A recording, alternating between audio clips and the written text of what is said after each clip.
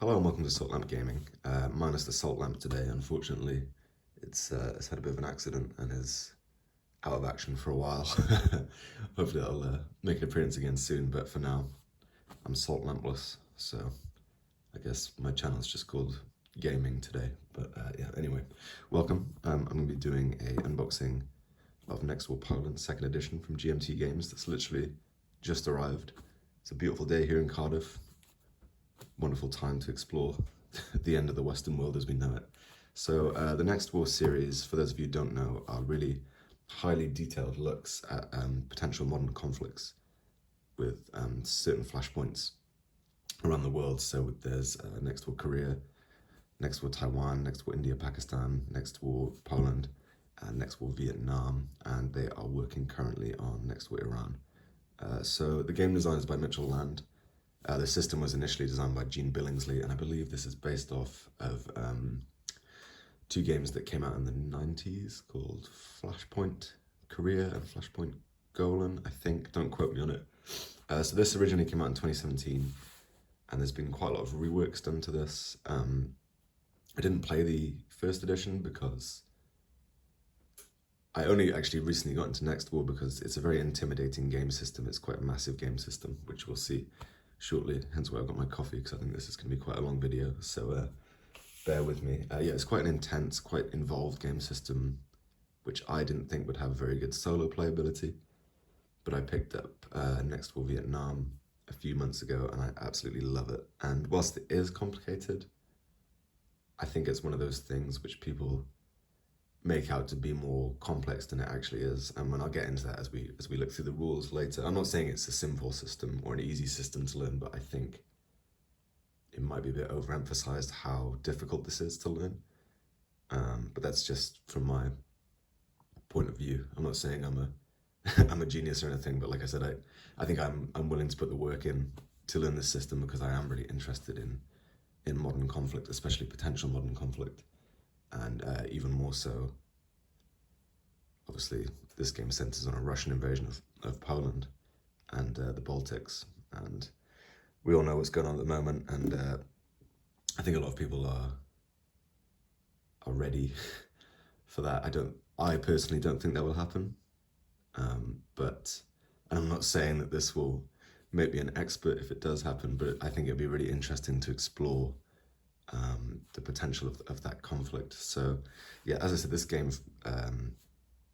it's the Russian invasion of Poland and the Baltics, which we'll see on the map in a second, and how efficiently NATO can respond to that, how fast can they implement Article 5, and how effectively can they implement it, and how much force can they get to defend Poland, and will there be enough time left, basically, when they do get there. So yeah, the 2nd edition, I believe, covers, the main thing this does is update the Russian order of battle. And I think it will generally be a tidy up of some of the rules. I think there might be a new edition of the standard game rules in here as well. Maybe some other little touch-ups. I can't really speak too much from it, but I think the main thing with this is taking into account that Finland and Sweden have joined NATO recently, basically. So, because I think when this originally came out, I'm not sure about Sweden, but I definitely know Finland hadn't joined at that point. And I think there's some new maps, some new expansions in here as well, so I'm really excited to take a look.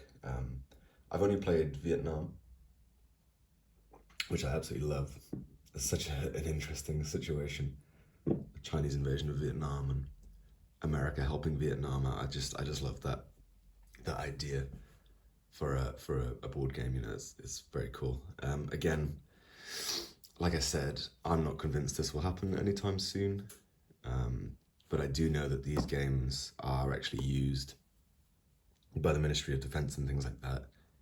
So I'm quite confident that the simulation value of this is second to none, basically. And because the system is so in depth, I think it really punctuates that aspect of the series, you know. But I also would like to say that these games are very playable.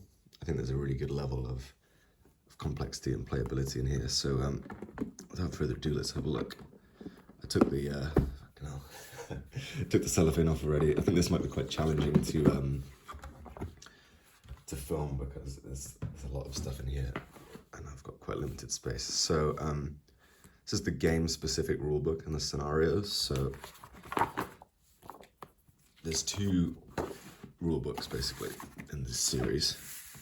You've got the standard and advanced series rules. So all the games function off this base system, and then you have the game-specific rules and the scenario rules, which just add little bits of detail, which are kind of nation-specific, army-specific, equipment-specific, things like that. Takes into account different sides' doctrines and also the response of reinforcements and things like that. So there's usually like 3 levels of advanced scenario. Oh, sorry, I should get onto that. You've got standard rules and advanced series rules. So the standard rules are pretty simple. They're fairly straightforward hex and counter war games, maybe like a tiny bit more complicated, just due to the nature of the topic. And then the advanced rules is where the game really comes into its own. I think they're very well written, but realistically, like, it's what you'd expect in maybe like a magazine game. But this is where the game really gets going, and you can kind of chop and change. You can kind of bring in some advanced rules. If you don't like one rule, you can drop it. But in my experience, it's best to play with all the rules. And there's also like 3 supplements which have been released, which add optional rules, which are really cool as well. You got things like submarines and cyber warfare and stuff like that, which I really enjoy playing with. But yeah, we'll take a proper look in these shortly, but these are the 2 rule books. So like I said, we've got the standard and advanced series rules and the game-specific rules. Very cool. A lot of reading to do. And then, so I think this is one of the new features. This is a map of Bornholm and Gotland. Sorry about the glare, as I said, it's a nice day here. So yeah, we've got Bornholm, which after doing some research after my last video is a Danish island, and Gotland, which is a Swedish island. So these are new. I'm not quite sure how they'll feature in, but that's really cool. And I think it'd be nice if you really wanted, I guess you could make your own little tiny scenarios. Because one of the things about this game series is it does take a long time to play. So it'd be cool just to mess around if you've got an hour or 2 spare with these. So yeah, that's the Gotland and Bornholm maps. This is the main map. And again, oh wait, no, actually I think this is the, this is part of the new expansion. So this adds Kaliningrad and Lithuania. So that's very cool. Again, we'll take a proper look at these shortly. I'm just kind of going through everything, taking stock of inventory, and then we'll spend a little bit more time, a little bit more detailed look at everything individually.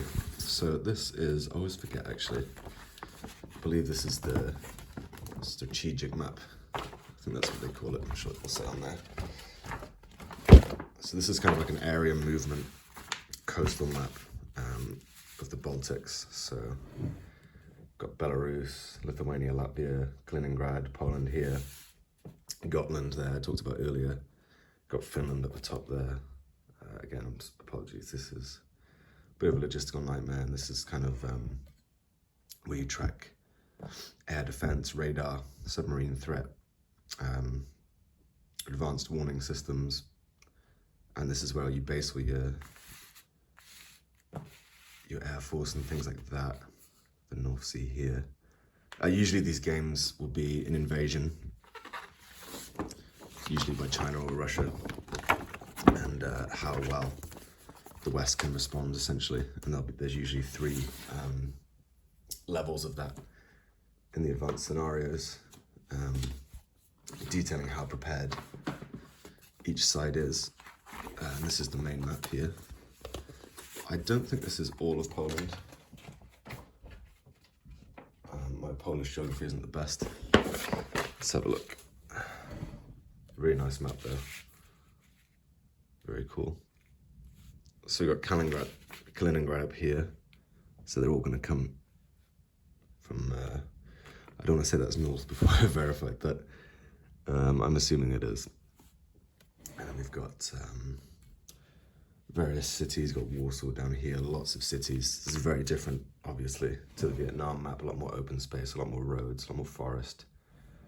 Really nice. Again, we'll have a proper look at that shortly. I might change locations, get a proper look at that because of the glare here. So, as you can see, and as I said, there is a lot of stuff here. Let's have a look at the counters. So we've got 5 counter sheets. Very cool. We've got the Russian forces here. Again, I'm not entirely sure what has changed. Maybe there'll be some notes in the rules. If not, I'm going to look at the first edition on Board Game Geek and see if I can piece things together. So yeah, we've got Russians here, the Air Force, helicopters, HQ bridges, headquarters, rocket artillery, armor, normal artillery, mechanized, marines, airborne, motorized, airborne HQ, airborne mechanized, a lot of cool stuff going on. Very interesting. So yeah, that's the Russians, that's the bulk of the Russian forces there. Got some US Marines down here. Some small companies, some recon companies I think there. Some NATO forces, the Polish. What we got here? I think Italian. Yeah, it looks to be Italian, maybe Belgium. Some more American here. German, some British. Not entirely sure about these. So you've got the Baltics up here, we've got Lithuania. More Polish forces, Germans, Spanish, Italian, Danish, Estonian, British, the French. Awesome. The Dutch. That's super cool. You don't see this every day in war games, you know.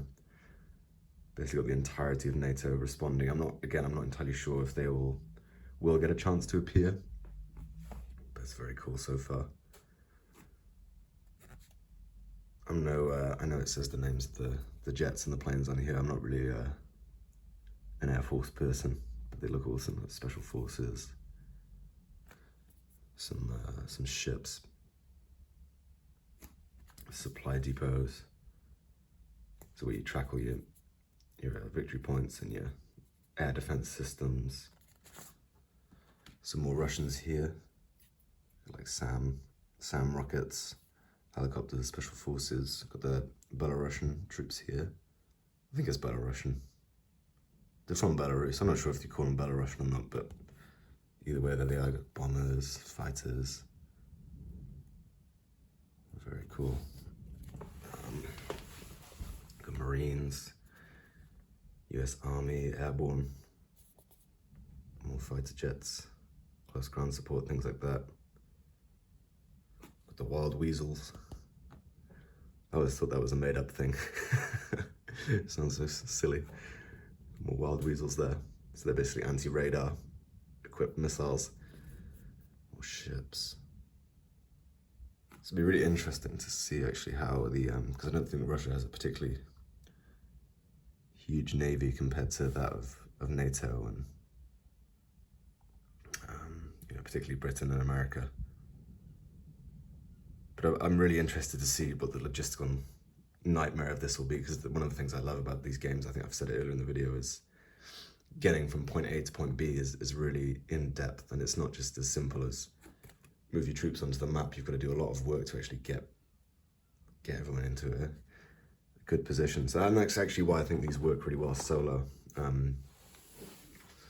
think you'd see the system and assume it'd be a lot of work solo, and it can be, but usually is interesting because you spend the first half of the game playing as the aggressor, usually setting up a good position for yourself, and then you spend the second half of the game really trying to sort it out as the defender and bring all your forces in and get all your logistics together and really come up with a solid plan. In Next War Vietnam, I do really like it, but I find it plays quite similar every time just due to the map. So I think, having looked at this briefly, it's going to be a lot more maneuver and a lot more replayability. And way more viable options. So yeah, the Americans, like I said, Marines down here. Okay, we've got the Swedish, some supply units, Canadians, control markers, various admin stuff. That's one thing I really like about the game is you can't just waltz into a city and take it. You know, you've got to actually spend time clearing it out first. And some of the cyber war rules really augment that in a really interesting way. So those, you know, Russian, NATO control. Can't see the finish anywhere. Maybe they aren't here. Just double check. Because I thought that was one of the big new things in the game. It's bringing the fins in. Oh well. I'm sure I can live without them. There might be something that's only in the supplements. Just double check before I make a fool of myself. Definitely got the Swedish. Yeah, I guess maybe this was implemented just before. Not entirely sure. Anyway, sorry. Yeah, that's the counters. Very cool. Lots of stuff there. And we got some of the player rate sheets. D10, nice and fresh. No sell by date on that. We've got the box insert there. It's pretty nice. So we've got NATO and US setup. So that's the standard sequence of play. It's one A4 page, and this is the advanced sequence of play. It's just 2 pages, and you can see there's loads of stuff. But once you get to grips with it, it's really not that intimidating. Like I said, I think this actually gets a bit of an unfair reputation for being more complicated than it is.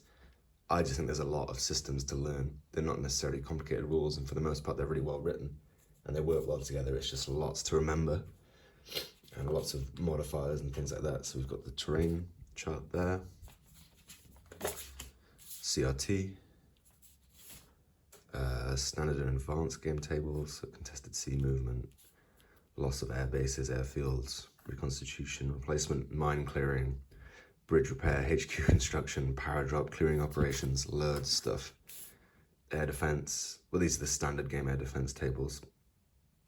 I'm sure there'll be an advanced table around here somewhere. Strike effects table, and this is a line of communication diagram rather. The game has a really cool supply system. What have we got here? Oh, that's cool. So this details how you get from one map to the other. It's got some quick reference stuff here. That's nice, actually. I think the game could have done with something like this. Just some rule reminders. Nicely done. Yeah, that's really handy. We've got the advanced game tables. So this is really where the game picks up. I remember looking at this the first time and just thinking, oh, what have I got myself into?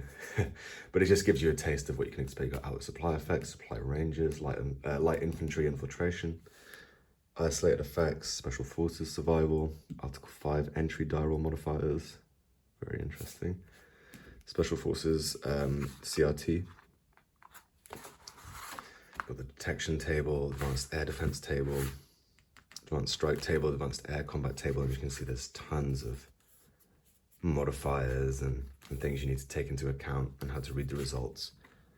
And then on the back here, we've got advanced interdiction, electronic detection, deliberate damage, repair, collateral damage, emergency supply. Got the victory conditions here. Sorry, not victory conditions, auto victory roll conditions at least. And that's the same there. So yeah, like I said, a lot of stuff. I think we should take a look at the rules. Yeah, I'm not going to give you a massive in-depth overview of the rules, but I think it'd be interesting just to look through and get kind of gist of what the game system's about for those of you that haven't played it and are interested, trying to see if this is for you kind of thing. So, as I said, we've got 2 rule books. We'll look at those in a second. This is the advanced and standard rules. Runs through about 46 pages, but the standard rules are about 20 pages, and they're really not that complex. The good thing about this is I think the intuitive thing to do is just play a couple of the standard scenarios first, get your head around the game, get to grips with it. And then once you've got all this internalized, it's a lot easier then to learn all of this stuff. Because you have more of a gist of what's going on. And you know, it's not, as opposed to learning one rule book all the way through, you've already learned half of it, and then you just need to add this stuff on, basically. So, nice text, a lot of design notes, which is nice actually, because one of my complaints with the system is sometimes there's a lack of explanation for things. And as an amateur history and war buff, it'd be nice to have a little bit more explanation. So yeah, fairly standard, you know, zone of control stuff, clearing hexes, got air transport, air mobile points, naval movement, combat, pretty standard stuff. But like I said, this is where it gets really interesting in the advanced rules. You've got stuff, you know, you've got more rules for your HQs, formations, artilleries, electronic detection, supply. I really love the supply system in this game. It's a real logistical challenge for both sides. Special forces operations, different types of missions you can do, targeting, detection, air power. It's the air rules. This is probably where most people get tripped up, including myself, but I actually think the most complicated thing in this game is the naval rules, because they're quite abstract. Air superiority, air-to-ground missions, wild weasels, helicopter strikes, interdiction, combat support, got the air defense stuff here, loads of stuff, loads of cool stuff. Theatre weapons, got cruise missiles and like Scud missiles. There's usually nukes as well. I'd be interested to see how that's implemented here, and maybe the Allies have to actually enter Kaliningrad before the Russians can use the nukes, because I know that's part of their doctrine. And then you've got some options here just to kind of streamline it a little bit. You've got the UN resolution as well, some political stuff going on in the background, bridge damage, bridge repair, how to recover your units. I will say as well, they've changed this is a very nerdy thing to point out, they've changed the paper on these. It feels real nice, like a matte finish. Some of the nations here in the game. Let's see if I can see Finland on there. I don't know why I'm so hung up on Finland. I really thought they were going to be in here. Oh well. Got a nice index as well, so if you really need to find something in a pinch, you can just come here. But in general, they're really nicely written rules. There's some naval diagram stuff here. It's just a lot to take in, a lot to remember, a lot of little things, but they all kind of work together really intuitively once you get to grips with it. So yeah, that's the standard and advanced series rules. And then this is going to be the game specific stuff. So this runs 35 pages, but really about 20 pages. The last 15 pages are scenarios and designer's notes and things like that. So this is what makes each game unique, basically. They all function off this system, but then these kind of add rules or take some rules away, or just kind of, they're just suited basically more for the terrain, the geography, the armies involved, things like that. All the nations involved here. Yeah, that was Belgium. Kaliningrad rail line, nice. NATO formations, artillery, weather, different information. You can have severe winter, and you can kind of chop and change a lot of this. So you have to read the strategic display. Land area combat. Rules for Kaliningrad, rules for Gotland, Bornholm. Subordination. Air power supply. Yeah, very nice. So the good thing is once you know how to play one of these games, you can just kind of read this and you'll be good to go, basically. Carrier air wings, SAMs. Oh man, I'm so excited to play this. I was hoping this would come earlier in the week, because I've had the week off work, but unfortunately not. Oh well, better late than never. Yeah, you got nuclear rules here, got optional rules, refugees. I like playing with that. in general, I do enjoy playing with optional rules. I know some people don't like it. I know, for example, Wayne Hansen, good YouTube channel, he never plays with optional rules. I love it personally. I'll take all of them, take everything I can get. Preposition equipment, Aegis Ashore, chemical weapons. Oh man. Sounds weird to get excited by this stuff, but I don't know. I love the way this game system works, and I'm really interested to see how it differs from Next War Vietnam. So we've got the scenarios here. These are the standard scenarios. Got the advanced scenarios, tells you how NATO enters. Very nice. Some designer's notes here, I'll read those in a second. Some stuff to do with the supplements there. Oh, and there's actual notes on the order of battle, which I won't get into just now. But yeah, those are the rule books. Oh, nice, got some more stuff here. Theatre weapon range. Just stuff that I think a lot of people ask on Board Game Geek a lot, so I'm glad they've included those. It's really nice to see how they're developing the system. And I know Mitchell. Sorry, I don't know Mitchell, but I know Mitchell. He's very very good on Board Game Geek and very involved with the community, because these games have garnered quite a following over the years, and rightly so, I think. Right, let's see if I can actually get the map in proper.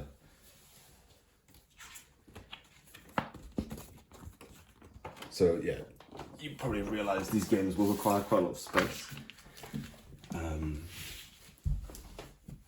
It's 34 by 22, I believe. So you've got Belarus down there, Kaliningrad, loads of cities, loads of open space, loads of roadways, lakes. In Vietnam, there's only 2 major cities on the map. There's loads here, so I think it might be viable for the Russians. They're probably just trying to seize like part of this area, maybe. And then you'll put the kind of area movement map somewhere else. Well, anywhere else you can, really. I'm wondering, I kind of hope. I think that goes up there.